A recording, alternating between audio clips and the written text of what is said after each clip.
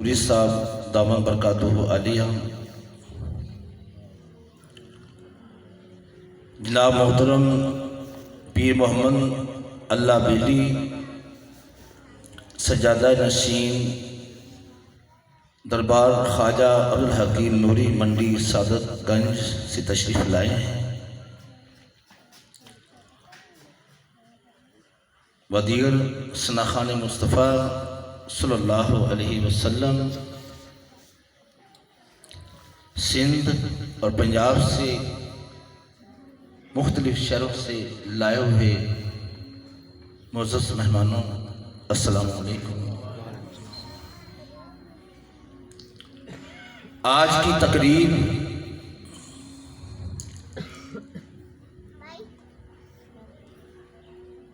इसाले सवाब के हवाले से है।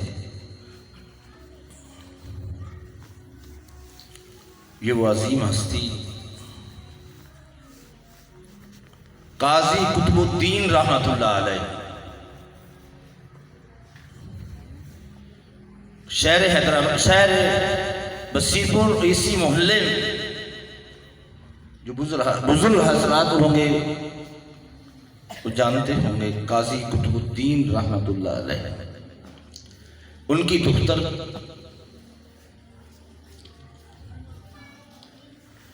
हजरत अम्मा फतेह खातून रहमतुल्लाह ताला अलैहा, उनकी लहते जिगर जनाब मोहतरम खान मसार, उनकी ज़ौजा मोहतरमा जनाब फ़याज़ साहब, एजाज साहब, इम्तियाज़ साहब, उनकी वालदा मोहतरमा और फ़कीर की खाला।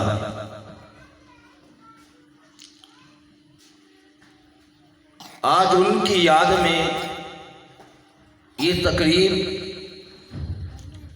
इनेकाद पजीर है।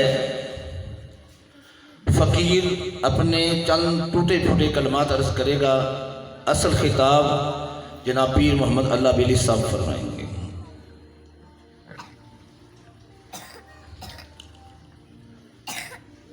अज़ीज़ान गिरामी, काजी कुतुबुद्दीन रहमतुल्लाह अलैह का घराना ये वो अजीम घराना है। देखने में तो ये छोटा सा एक घर लगता है, देखने में तो ये छोटा सा घर लगता है, लेकिन इल्म फजल व फीज़ो बरक़ात का मरकज है। यहां से किरणें फूटने वाली किरणें हैं। एक आपका शहर बसीरपुर नहीं, सिंध और पंजाब और बैरून मुल्क में भी इसका फैजान है। वहां पर तसलसल के साथ इस घराने में कुर्रा पैदा हुए हैं, हुफ़ाज़, उलमा, मुशाइख़ उज़्ज़ाम, अल्हम्दुलिल्लाह तसलसल के साथ पैदा हुए हैं और पैदा होते रहेंगे। और ताकि आमद इंशाअल्लाह ताला अल अज़ीम इस घराने का जो फैज़ है वो जारी रहेगा। हज़रत अम्मा फतेह खातून रहमतुल्लाह अलैह, आपकी वो मेहनत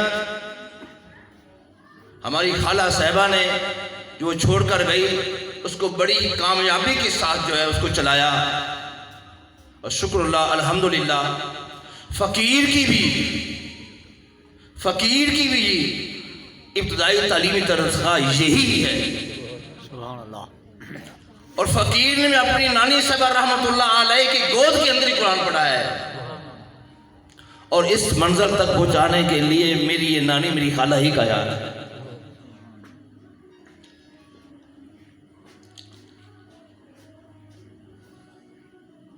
हमारी नानी रहमतुल्लाह अलैह,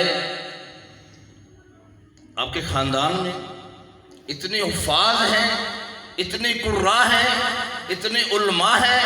माशाल्लाह कारी मोहम्मद रफ़ीक नूरी साहब जो मेरे पास तशरीफ़ फरमा है, ये मेरी उंगली पकड़कर मदरसे में लेके जाते थे।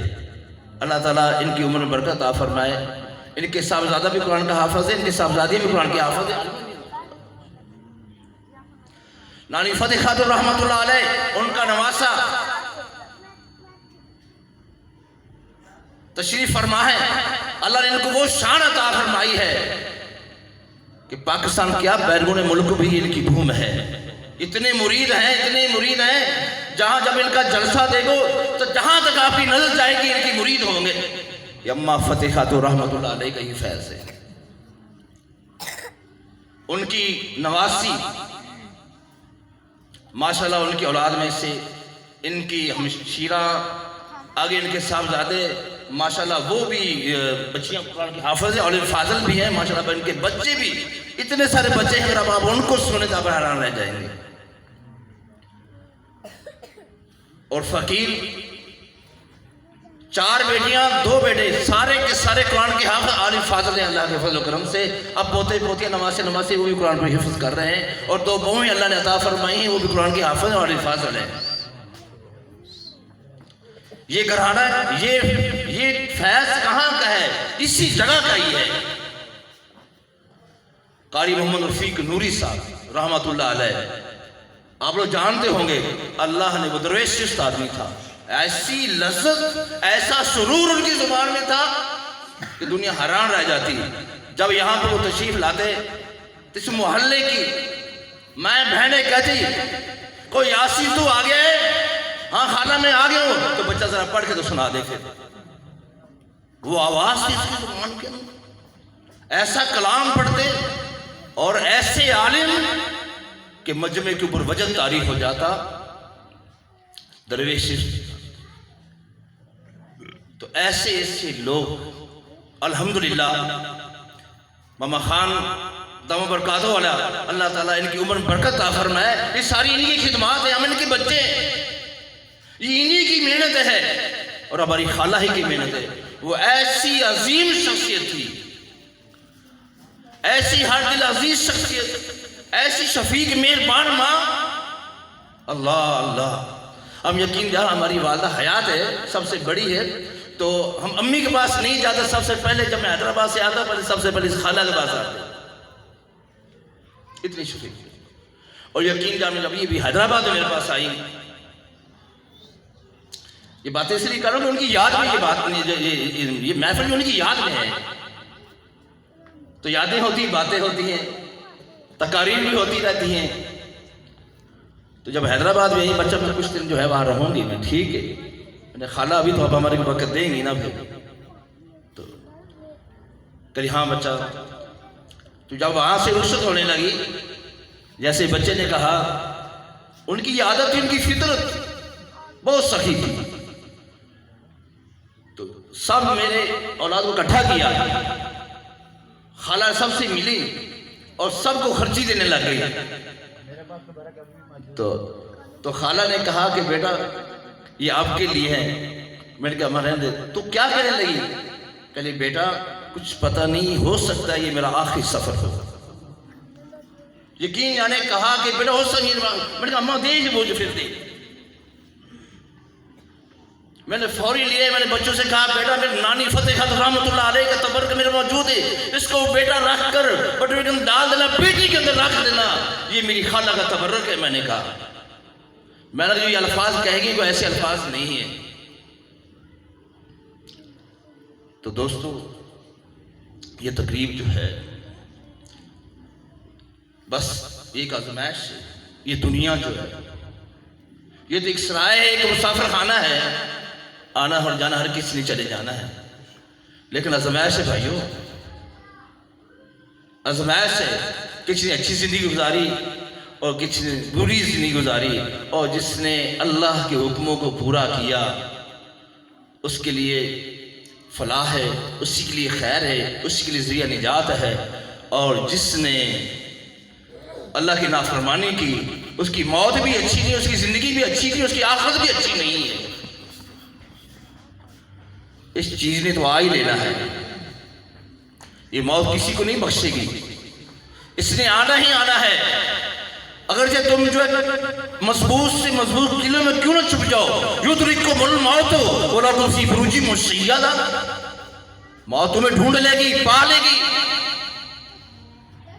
तुम छुप क्यों ना जाओ, चाहे मीनारों में छुप जाओ, चाहे बुर्जों में छुप जाओ, चाहे किलों में छुप जाओ, ये ढूंढ लेगी तुम्हें। और जिस जगह पर लिखी है उसी जगह पर ही आनी है।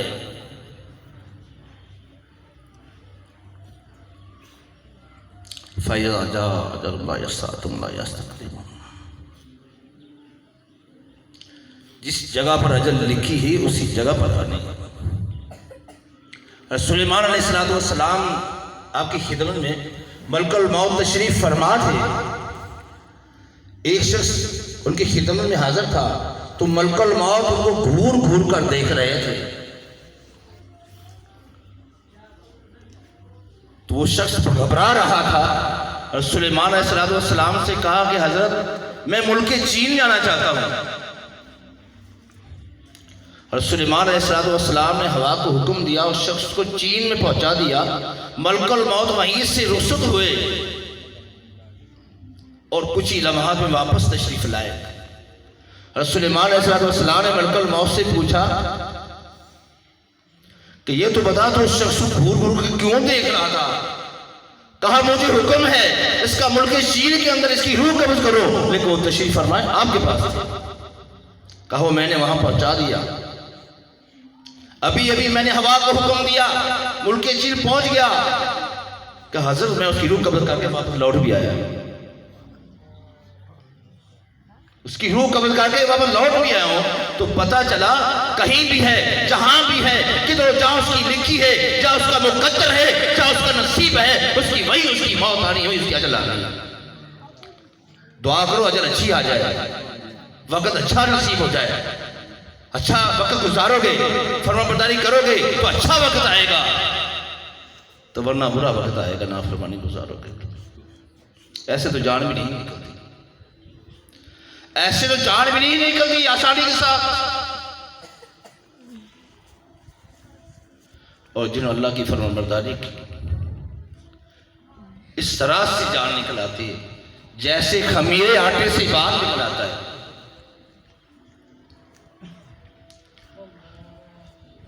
हज़रत अब्दुल्लाह इब्न उमर रज़ी अल्लाह तआला अन्हु मुकाशिफ़तुल क़ुलूब में लिखा है कि इतनी एक सीखदार यानी एक सुलाह हो, कांटेदार वो सुलाह हो, और उसको उसकी रग रग नस नस के अंदर छेड़ दिया जाए और उस पर जोरदार से उसको खींचा जाए, इतनी तकलीफ होती, नज़ा की बहुत बड़ी तकलीफ होती। और जो अल्लाह के नेक बंदे हैं उनको महसूस भी नहीं होता।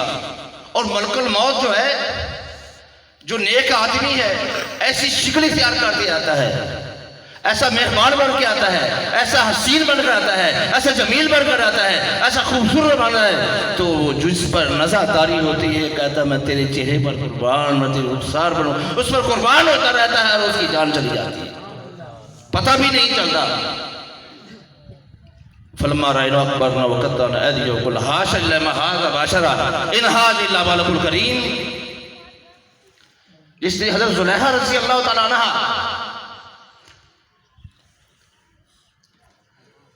मिस्र की औरतों ने कहा ये तूने क्या कर दिया? जब यूसुफ अला नबी अलैहिस्सलाम के ऊपर इल्जाम लगा नौज़ुबिल्लाह, तो हज़रत ज़ुलैखा कहती है तुम्हें क्या पता, तुम्हें क्या पता? दावत की उनकी, दस्तरखान बिछाया गया, वहां पर फल फ्रूट रखे गए और यूसुफ अला नबी अलैहिस्सलाम से कहा कि यूसुफ जरा यहाँ से निकलो और वहां से, यहाँ से गुजरो, वहां से निकल जाना, बस तेरा इतना सा काम है जरा। यूसुफ अला नबी अलैहिस्सलाम एक दरवाजे से निकले और दूसरे दरवाजे तक गए और उन मिस्र की औरतों के आगे रखे हुए सेब या फ्रूट या लीमू वल्लाहु आलम बिस्सवाब। उनको कहा था काटो, उधर यूसुफ नबी अलैहिस्सलाम गुजरे, वो बजाय सेब काटने के अपनी उंगलियां काट रही हैं, खून बह रहा है, उंगलियां कट रही हैं, ना हाय की ना वाय की ना चीखी ना चिल्लाती, कोई एहसास नहीं हुआ, उनको पता भी नहीं चला कि उनकी उंगलियां कट गई। इसी तरह से जब अल्लाह का नेक बंदा अल्लाह अल्लाह करता है, अल्लाह का जिक्र करता है, उनके दिल में भी अल्लाह है, उनके सीने में भी अल्लाह है, इस तरीके से उनकी रूह कब्ज़ होगी, उनको पता भी नहीं चलेगा। ऐसा हसीन और जमील बनकर फरिश्ता उनके सामने आएगा, उसको देखते ही रह जाएगा, उस पर कुर्बान होते ही रह जाएगा, और जैसे खमीर आटे से बार ऐसे उठा लिया। तो इज़ान ग्रामी, नेक आदमी की रूह कब्ज़ होती है। या अय्युहन नफ्सुल मुतमइन्ना तुरजी इला रादियतिन मर्दिय्या फदखुली फी इबादी वदखुली जन्नती। हुक्म होता है, ऐ इत्मीनान वाली जान, ऐ इत्मीनान वाली जान, अल्लाह के नेक बंदों के पास आ जा। अल्लाह ताला फरमाता है मेरी जन्नत में आ जा। या अय्युहन नफ्सुल मुतमइन्ना तुरजी इला रब्बिका रादियतुन मर्दिय्या फदखुली फी इबादी वदखुली जन्नती। मेरी जन्नत में आ जा, ऐ इत्मीनान वाली जान, अल्लाह के जिक्र से आराम करने वाले। इतना प्यार से, इतनी मोहब्बत से, इतनी शफकत के साथ, पता भी नहीं चलता उसका। फरिश्ते इर्द गिर्द आकर बैठ जाते हैं, खुशबू होती है उनके हाथों में, रेशमी रुमाल होते हैं। जब रूह कब्ज़ की जाती है, रेशमी खुशबूदार रुमालों में लपेट ली जाती है, आसमान की तरफ ले जाया जाता है। फरिश्ते पूछते हैं ये किसकी रूह है? महाज़ा रूह तय्यब, ये किसकी पाकीज़ा रूह है? ये उनके लिए हुक्म है जो अल्लाह अल्लाह करने वाले हैं। भाइयों, ये किसकी पाकीज़ा रूह है? इतनी खुशबूदार रूह है, बड़े औसाफ के साथ, अच्छी वस्फों के साथ फरिश्ते कहते हैं ये फलां बिन फलां अच्छी शख्सियत की रूह है। अल्लाह के हुजूर पेश करके जाता है। अल्लाह ताला की तरफ से हुक्म होता है कि घनी टहनियों वाला दरख्त, लंबे साए वाला, इसको वहां पहचान।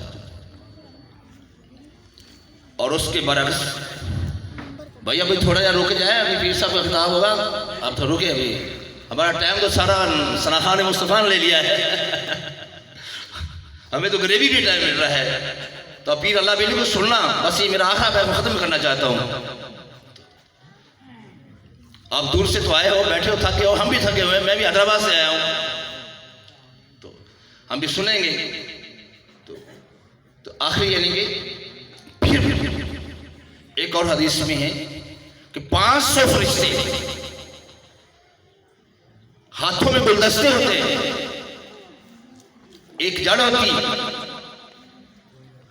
एक एक टहनी के अंदर 20-20 फूल होते हैं, हर अलग अलग खुशबू होती है।